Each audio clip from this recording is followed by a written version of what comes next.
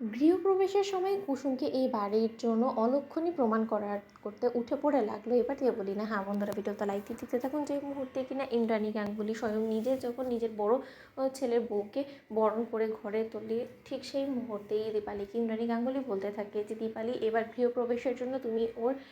দুধে আলতা থালাটা তৈরি করে নিয়ে এসে ওকে সেটার মধ্যে পা দিয়ে তারপরে ঘরে ঢুকতে বলো। ঠিক সেই মুহূর্তে যখন দীপালি সেই দুধে আলতার থালাটা কুসুমের পায়ের কাছে নিয়ে দেয় এবং তো কুসুমকে যখন দীপালি বলতে থাকে যে নিয়ে কুসুম, এবার এই থালার মধ্যে পা দিয়ে তুই বরঞ্চ ঘরে প্রবেশ কর, ঠিক সেই মুহূর্তে হঠাৎ করেই সেই দুধে আলতার থালাটা দেবলীনা ইচ্ছাকৃতভাবে উল্টে দিয়ে যখন কুসুমকে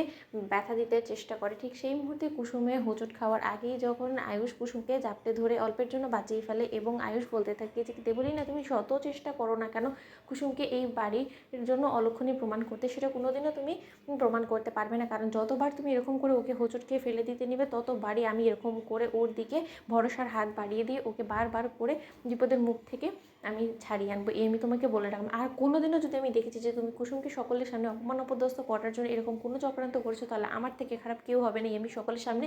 বলে রাখলাম। অন্যদিকে যখন নিশান বলতে থাকে যে ভাই তুই কাকে কী বলছিস বলতো, ওর সরম লজ্জা বলে কোনো কিছু আছে বলতো, নয়তো বা তুই দেখ না সকলে নাকে ডকা দিয়ে ও কীরকম করে সাহস করলো যে এই দুধের থালাটা ইচ্ছাকৃতভাবে উল্টে দিল। অন্যদিকে কুসুম বলতে থাকে যে এইসব কিছু নিয়ে আপনারা এতটা ভাববেন, দুধের আলতার থালাটা উল্টে দিয়েছে তাতে কি, কিন্তু তার আগেই তো আমার পায়ে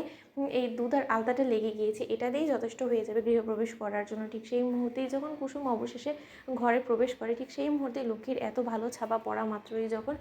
ইন্দ্রাণী গাঙ্গুলির কাছে এসে কুসুম বলতে থাকে যে দেবীমা, আপনার আশীর্বাদ থাকলে যত বাধা বিপত্তির মুখেই আমি পড়ি না কেন, সব বাধা বিপত্তিকে এড়িয়ে হলো আমি আপনার এই গাঙ্গুলি বাড়িটাকে অবশ্যই রক্ষা করব। অন্যদিকে ইন্দ্রাণী গাঙ্গুলি বলতে থাকে যে তোমাকে দেখে তো মোটেও মনে হয় না, কারণ তোমার আর বাড়িতে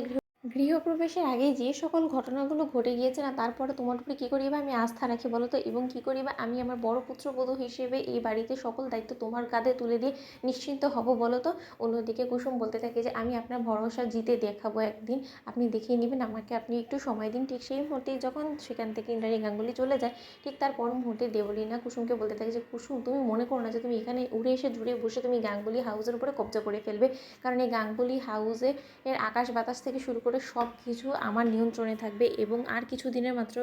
ব্যাপার, তারপরে এই বাড়িতে একবার আমি যদি বউ হয়ে আসতে পারি, তারপরে তোমার এই বাড়ি থেকে যত শীঘ্রই সম্ভব বিদায় ঘণ্টা আমি বাজিয়ে ছাড়বো, এই আমি বলে রাখলাম। অন্যদিকে কুসুম বলতে থাকে যে তাহলে আমিও দেখি দেবলীনা ম্যাডাম কত শীঘ্রই কে বাড়ি থেকে বিদায় হয়, কারণ আমি থাকতে কোনোভাবেই আমি গাঙ্গুলি পরিবারে একটা আঁচও আসতে দেবো না, এবং আমি খুব ভালো করে জানি যে আপনি কী বদ উদ্দেশ্য নিয়ে গাঙ্গুলি হাউসে ঢোকার চেষ্টা করছেন। আপনার মূলত উদ্দেশ্য ঈশানবাবু নয়, বরঞ্চ আপনার উদ্দেশ্য এই গাঙ্গুলি হাউসকে গিলে খাওয়া, তাই তো? তো বন্ধুরা লাইক এবং শেয়ার করে সাবস্ক্রাইব করতে ভুলো না।